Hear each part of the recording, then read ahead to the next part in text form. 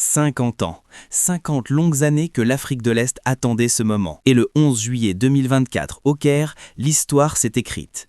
Le Kenya, l'Ouganda et la Tanzanie viennent de décrocher l'organisation de la CAN 2027. Et croyez-moi, ce que vous allez découvrir dans cette vidéo va complètement changer votre vision du football africain. Imaginez un instant 3 présidents africains, William Ruto du Kenya, Yoweri Museveni de l'Ouganda et Samia Suluhu Hassan de la Tanzanie, qui mettent leurs différences de côté pour porter ensemble un projet titanesque.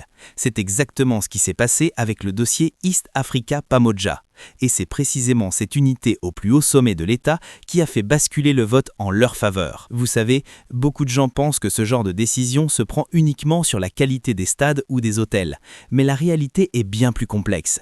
Le Sénégal, par exemple, avait présenté une candidature qualifiée d'incroyable et de classe mondiale par Patrice Motsepe lui-même. Pourtant, c'est l'Afrique de l'Est qui l'a emporté. Pourquoi ? Parce que les dirigeants de ces 3 nations ont compris quelque chose de fondamental. La CAF, sous la présidence de Motsepe, a institutionnalisé une stratégie de rotation géographique. Après l'Afrique centrale en 2021, l'Ouest en 2023 et le Nord en 2025, c'était le tour de l'Est. Et nos gouvernements l'ont parfaitement anticipé. Mais attention, ne vous y trompez pas, cette victoire diplomatique n'aurait jamais été possible sans des garanties souveraines concrètes. Les 3 chefs d'État ont engagé leurs gouvernements respectifs sur le financement des infrastructures et sur la sécurisation des flux logistiques transfrontaliers. C'est du jamais vu dans l'histoire des candidatures africaines. Parlons maintenant de ce qui rend cette édition véritablement révolutionnaire. Rogers Bayamukama, membre du conseil d'administration de la FIFA, l'a parfaitement résumé. Avec 3 pays hôtes, il y a une garantie minimale de 9 matchs à domicile à guichet fermé. 9, alors qu'un pays seul ne peut en garantir que 3. Selon ses propres mots, le tournoi de 2027 sera l'événement le plus viable commercialement de toute l'histoire de la CAF. Et ce n'est pas qu'une question d'argent. Le projet Pamoja, qui signifie « ensemble » en swahili, s'inscrit directement dans la vision 2050 de la communauté d'Afrique de l'Est et dans l'agenda 2063 de l'Union africaine.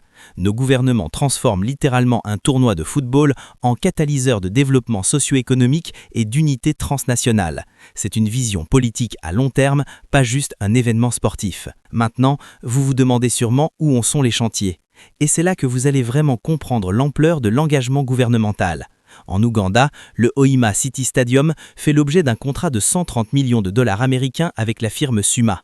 Le gouvernement a déjà versé une avance de 39 millions de dollars, soit 30% du montant total, et les travaux avancent à un rythme soutenu. Le Mandela National Stadium de Namboulé, lui, affiche un taux d'achèvement de 95% pour sa première phase. Il a été rouvert pour des matchs test le 1er mai 2024 avec une capacité portée à 38 000 places et une homologation CAF déjà confirmée. Du côté du Kenya, le secrétaire d'État Salim Vuria a adopté une approche particulièrement intelligente en invitant les inspecteurs de la CAF par anticipation. Cette transparence totale permet d'ajuster les chantiers en temps réel, sans mauvaise surprise de dernière minute. C'est de la gouvernance proactive à son meilleur niveau. Et la Tanzanie n'est pas en reste.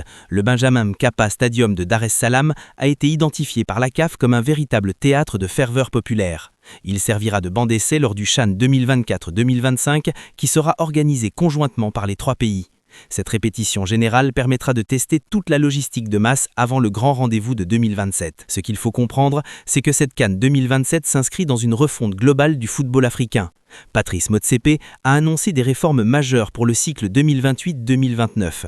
La CAN passera à un cycle de 4 ans, ce qui stabilisera le calendrier et préservera l'intégrité physique de nos joueurs. Une Ligue des nations africaines sera lancée en 2029, générant des revenus massifs pour toutes les fédérations. Et les primes de victoire passeront de 7 à 10 millions de dollars. Avec l'augmentation des places africaines pour la Coupe du Monde, voir une nation africaine remporter le titre mondial devient de plus en plus crédible. Bien sûr, des défis restent à relever et nos gouvernements sont parfaitement conscients. La gestion des flux financiers nécessite une coordination optimale entre les différents ministères. Des discussions sont en cours concernant les exonérations fiscales sur le matériel sportif offert par les instances internationales. Et un travail considérable est mené pour renforcer les capacités techniques, former des entraîneurs, des médecins de sport et des arbitres accrédités. Ces chantiers sont identifiés, priorisés et traités avec le sérieux qu'ils méritent. La CAN 2027 n'est pas simplement un tournoi de football. C'est la preuve que lorsque des gouvernements africains s'unissent avec une vision clair et un engagement ferme, ils peuvent accomplir l'impossible. Le projet Pamoja est une démonstration de ce que l'Afrique peut réaliser quand elle choisit de travailler ensemble. Et dans 3 ans, quand les stades seront pleins et que le monde entier aura les yeux rivés sur l'Afrique de l'Est, nous pourrons tous être fiers de ce que nos dirigeants ont bâti. Si cette vidéo vous a plu, n'oubliez pas de vous abonner et d'activer la cloche pour ne rien manquer de l'actualité du football africain. On se retrouve très bientôt pour de nouvelles analyses.